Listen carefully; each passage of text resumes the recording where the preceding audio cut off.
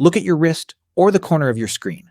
There is a little number quietly dominating your entire life. It tells you when to wake up, when to eat, when to work, and when to rush. But strip away the phone, smash the alarm clock, and remove the numbers. What happens? If you were dropped into a deep forest 10,000 years ago, how would you know if you were late? How long is a minute when the concept of a minute hasn't even been invented yet? For 99% of human history, time wasn't a number. It wasn't a ticking sound. It was something entirely different. And the way our ancestors measured their days is not only brilliant, but it still controls your biological responses right now. Before anyone carved a dial in stone or filled a bowl with water, human beings possessed a highly precise, invisible clock. You still have it. Deep inside your brain, there is a tiny cluster of thousands of cells called the suprachiasmatic nucleus. Long before archaeologists dug up the first ancient calendars, this biological machine was keeping our ancestors alive. When the sun went down, darkness triggered a chemical shift. Melatonin flooded the bloodstream. Body temperature dropped slightly. Hunger faded. Sleep became inevitable. Time, for the earliest hunter-gatherers, was a physical sensation. It was the rhythm of light and cold. They didn't schedule a meeting for 2 in the afternoon. Time was completely attached to action and survival. There was hunting time, which aligned with the movement of animals in the cool morning air. There was gathering time, dictated by the drying of dew on the broad leaves. There was fire time, when the shadows grew too long to safely stay in the deep brush, and the threat of predators forced humans back to the safety of the flames. The day wasn't sliced into equal, abstract pieces.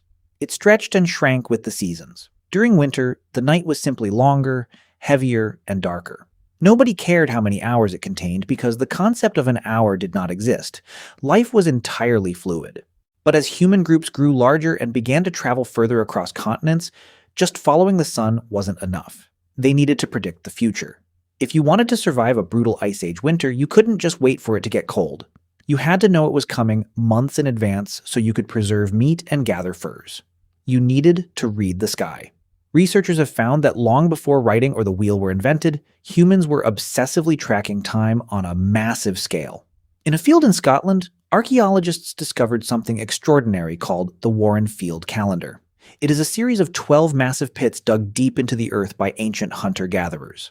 By analyzing the site from the air and the ground, experts realized these pits align with the phases of the moon, and they point toward the sunrise on the midwinter solstice. This complex structure was built roughly 10,000 years ago.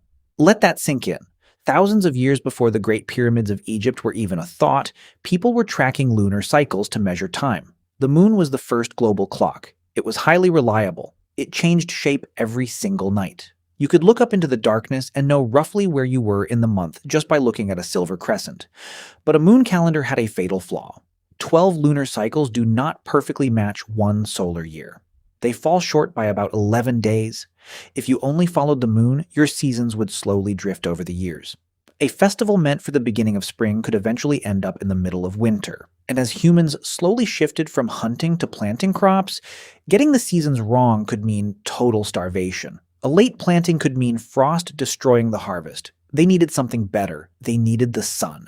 It started with a simple stick in the dirt. Someone, somewhere in the ancient world, realized that a shadow moves in a predictable arc across the ground. In ancient Egypt and Babylon, observers began tracking these shadows with increasing precision. They eventually built massive obelisks that pierced the sky, turning entire city plazas into giant public clocks.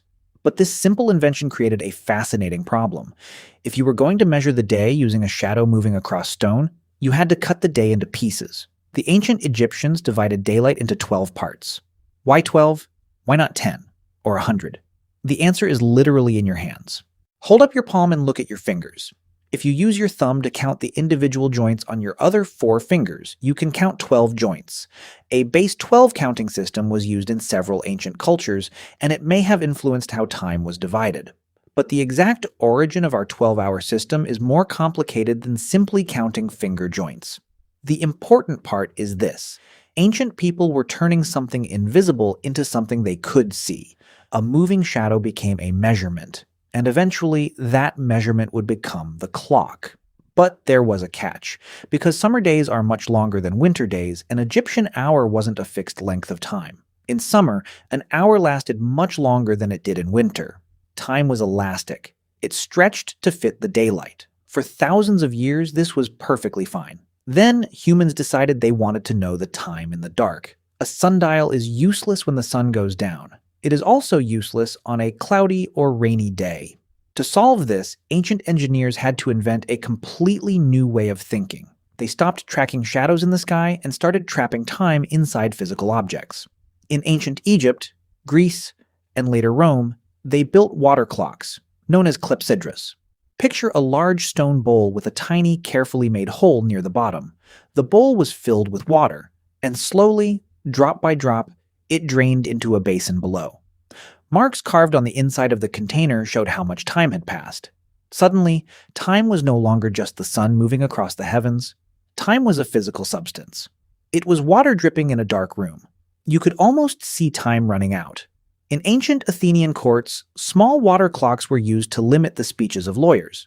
When the water ran out, you had to stop talking. But it gets even stranger. In ancient China, they used fire instead of water. They created elaborate incense clocks, using long, continuous trails of incense that burned at a steady rate. Sometimes, small metal weights were attached along the incense trail with fine silk threads. As the fire slowly burned through the thread, the weight would fall into a metal pan below with a loud, ringing crash. It was an early form of an alarm clock. You didn't wake up to a digital beep from a glowing screen. You woke up to the smell of burning incense and the sudden crash of falling metal. Time was something you could smell, hear, and feel in the air. Yet, the final shift in human history, the one that created the high-speed modern world you live in today, happened in medieval Europe. Inside the cold, damp stone walls of Christian monasteries, monks were required to pray at very strict, specific times of the day and night, dictated by the rule of Saint Benedict. Missing a prayer was a serious spiritual failure, but water clocks would freeze solid in the brutal European winters, rendering them useless. Incense clocks were too messy and unpredictable in damp weather. They needed a machine that could not fail. By the 13th century, the first mechanical clocks began appearing in European town squares. They didn't have hands or faces at first. There was no dial to read. They simply struck a massive iron bell at the top of a tower. The word clock actually comes from the Latin word clocca, which simply means bell. When that heavy iron hammer struck, the entire town could hear it. The farmers out in the distant fields, the blacksmiths striking anvils in their shops, the merchants trading in the muddy streets. For the first time in human evolution, time was completely disconnected from the natural world. An hour was no longer a shadow on an obelisk, or a drop of water in a stone bowl, or the feeling of hunger in your stomach. It was a ticking gear made of heavy iron. It was relentless. It never stretched, it never paused, and it never cared if it was a bright summer morning or a freezing winter night. A minute was a minute, no matter how you felt about it. This mechanical invention completely rewired the human brain. We stopped listening to our bodies, we stopped looking at the sky, and we started listening to the bells. We eventually took those giant iron gears, shrank them down, and strapped them tightly to our wrists. We surrounded ourselves with glowing numbers in our cars, our kitchens, and our pockets.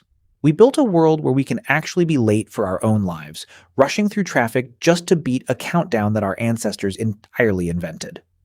We traded the warmth of the sun, the mystery of the stars, and the cycles of the moon for alarms, schedules, and endless deadlines. But late at night, when the screen finally goes dark and the room falls completely silent, the gears stop mattering. That ancient invisible machine inside your brain still takes over. Your temperature drops. The chemicals shift. The modern world fades away. And for just a few hours, you slip back into the exact same rhythm as the ancestors who watched the stars long before the world ever started ticking.